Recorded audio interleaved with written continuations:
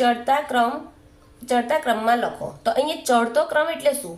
તો પહેલા શું આવશે? નાની સંખ્યા, પછી તેનાથી મોટી સંખ્યા, તેનાથી મોટી સંખ્યા. એટલે આપણે જેમ ચડીએ તેમ પહેલા નાની આવશે, પછી એનાથી મોટી, પછી એનાથી મોટી. એટલે આપણે કેવા કરવાનું? પહેલા નાની સંખ્યા. તો સૌથી નાની સંખ્યા અહીંયા કઈ છે? આટલી મોટી સંખ્યા છે, લાખમાં છે.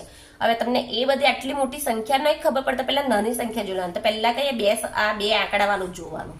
તો જો અહીંયા 69 છે, અહીંયા 64 છે, ને અહીંયા 68 છે. તો સૌથી આ ત્રણમાં નાની કઈ છે? 64 વાળી. તો 64 લખ્યા. હવે આખી સંખ્યા લખેલા 64,54,094.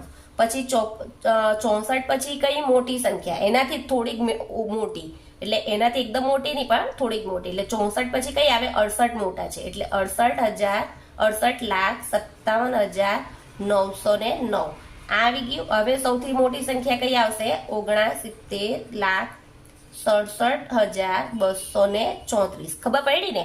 પછી અહીંયા લખ્યું 96 છે. જો અહીંયા બે સંખ્યા પહેલા જોવાના. આ બે સંખ્યા જોવાની, આખી સંખ્યા નહીં જોવાની, બે સંખ્યા. તો અહીંયા 96 છે, અહીંયા 69 ને 79.